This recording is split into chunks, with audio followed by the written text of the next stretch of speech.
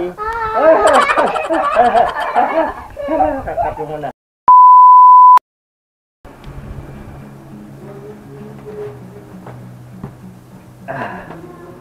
Brothers on the wheel! Welcome dito sa aking garahe sa taas ng bundok. So ngayong episode, i-convert natin yung Rusi Classic 250 papuntang handlebars. Okay? Kasi ang stock ng Classic 250 is clip-on, no? So i-convert natin siya ngayon going to handlebars. So ito yung mga kailangan. Of course, handlebar, yung pinaka-risers niya. Yan. May mga ibang ano ng riser, mga tordilyo, at saka mga washer, no? So, kung kayo, mga brad, balak nyo magpalit ng handlebars ng Classic 250, I hope na makatulong itong video na to na i-share ko sa inyo. So, wala pa rin ako ngayon, hindi ko pa to napagagawa sa Classic ko, so ngayon ko pa lang gagawin, no? So, samahan nyo ako, and then I hope makakuha kayo ng idea kung gusto nyo, nagbabala kayo ng DIY, na gawin sa Classic nito, no? So, marami na rin nagpalit sa group namin about sa ganitong setup, no? So, sila alam na nila, and then nagtanong din ako kung ano yung mga dapat consider. So, yun, inalam ko na. And then, ang advice pa sa akin is magpalit ng throttle cable at clutch cable. Pero sa ngayon, tignan ko muna kung pwedeng gawa ng paraan. Pagka hindi, saka tayo bumili ng throttle cable at saka clutch cable pag hindi talaga abot. Okay, so ako, napili kong handlebar is chrome ang kulay, and then low rise lang ito.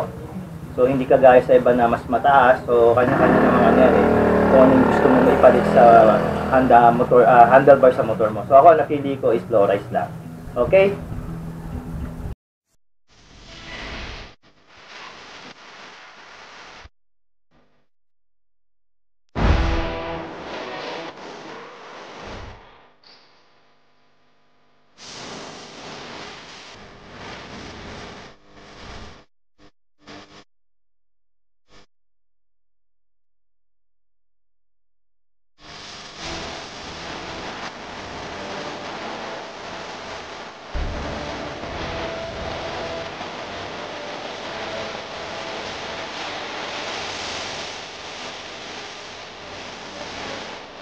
So ito na mga brad, ito na yung mga kailangan natin. Ito na yung tools, no?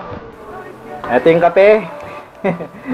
So ayun, tara, simulan na natin baklasin itong motor, no?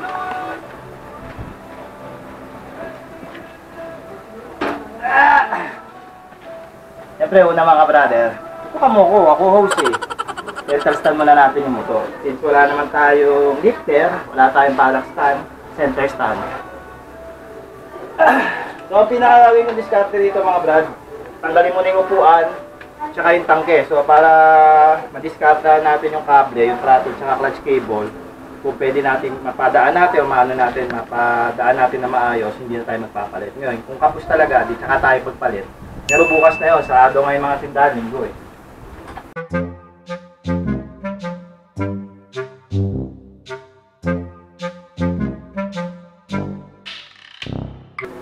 So natin tatanggalin mga brad, itong tangke. No, so pag nagtanggal tayo ng tangke, ito lang naman yun, no? So may screw dito, size 8 to, di 8. And then huwag natin kalimutan yung fuel cap at saka yung sensor. Baka kasi mapatid pagkabuhat natin. Siyempre, isasara muna natin yung fuel cap, baka tumagas yung gas dito, no? So lika rito. Lika rito, likod ka rito. Yun, so ito yung fuel cap, no? So pag magtatanggal tayo ng gas, so make sure na sarado siya. So lalagay natin dito sa gitna. Meron niyang parang dot dito. So lalagay natin dito siya, no? Para sarado na, no? Kasi mamaya pagtanggal natin ng fuel, tapos tinahunugot natin itong hose, hindi nakasara, tatapon yung gas, no?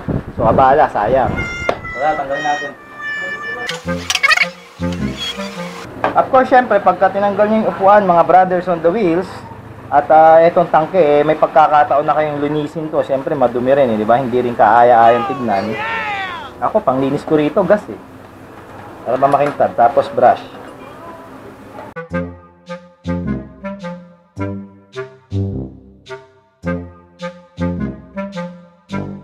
So, yun mga brad, no? Kanina marumihan eh. So, ngayon, in-sprayan ko na ng, ako in-spray ko yung diesel, you know? So, pinanlinis ko dito sa chassis, all over dito sa taas ng top ng makina, no, para mawala yung mga ano niya, alikabok. So, yun, bago tayo mag-start. Para minsan kung ito malinis, ito yung mag-change oil ako. Eh ngayon, nagkaroon ng pagkakataon, nilinisin ko na kayo. So, ayan. So, ito yung classic 250. Pagka nakatanggal, ang upuan at saka yung gas. So, medyo maingay lang doon banda mga brothers, no? Kita ba ako? Kita ako? Yun, maingay lang doon banda kasi computer shop ko po yun, no? So, yung mga bata, naglalaro, yung mga cancer, no? Magkakagulo. So, yan natin sila, bayad naman sila, eh, no? So, oy, focus mo sa akin. Ako yung nagsasalita, ako yung host. Ayun, no? So, ito. So, bago natin siya baklasin, unahin muna natin itong mga switches niya. Yung orasan, yung kanyabit ko. Yan. Sino natin.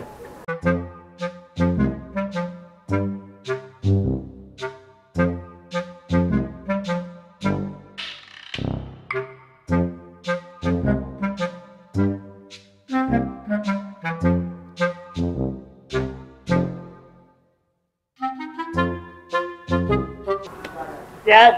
Sunod. Throttle cable. So, ito naman. So, bago nyo matanggal yan mga brad, kailangan buksan nyo rin to. Kailangan nyo ng Phillips.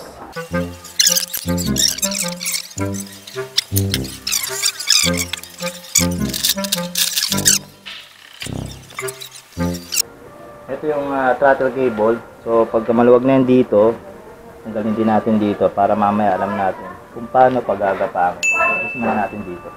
Kuha tayo ng G's.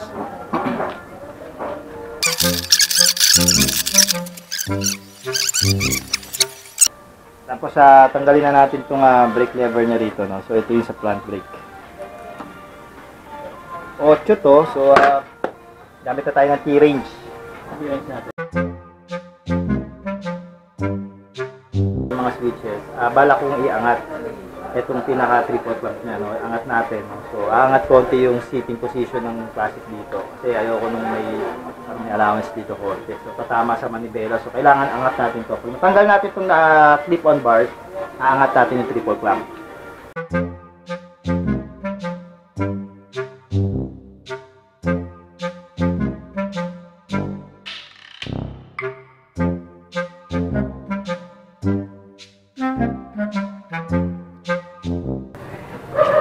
Ayun, no? So, pwedeng flat screw, bukan nyo, spray nyo ng diesel, tanggal agad. Hellboy na raw kayo? Ha? Hellboy? Wala akong Hellboy, Brad. Bagong-bago pa yon. Punta kaya Alan, Kasine. Ayun. Mga brothers on the wheels, tapos nang tanggalin yung mga switches, no? Mga brake levers, kable, no? So, tanggalin na natin itong clip, no? So, pagkatanggal, angat natin itong triple clamp, no? So, ayun. Tara, tanggalin na natin.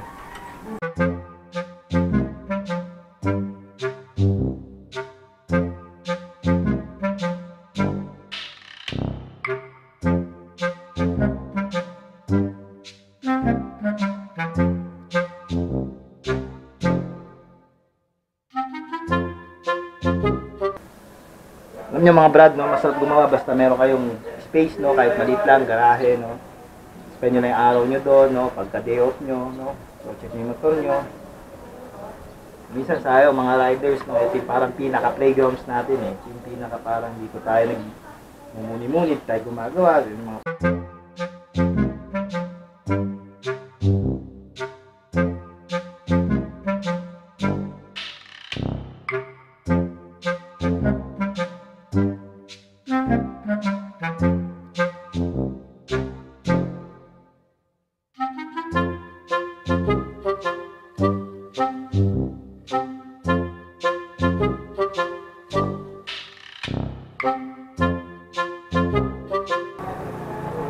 Yan. So, yan mga brad, no, naskipan na natin yung triple clamp. At saka dito, yung pinaka butterfly post na, no. So, okay na. Select na natin, no, pinantay na natin kung wala tayo, kung ayos yung settings, no, yung setup niya, no. So, okay naman. And then, try muna natin ikabit yung pinaka riser, no. So, para magkaroon tayo ng idea kung ano magiging itsura niya. Yan. So, ito yung napili ko, no, sa Moto Suave na riser, no. So, hindi siya chrome, no? So parang galvanized na yung kulay niya, pero okay naman din. Hindi naman ako maselan sa ganyan, basta kulay silver siya, ayos na yan. So, yun. Tingnan natin to. Pero this time, wag muna natin siya sigipan, no? So, naganda ako dyan ng dalawang washer para sa ilalim. Kasi pagka isa lang, lulubog na yung tornilyo, hindi mahirap na sigipan, no? At saka itong lock nut, no? For safety. Nasaan yung isa? Yun, natakpa. Alam ko, nawawala. Yun. Saan natin palagay?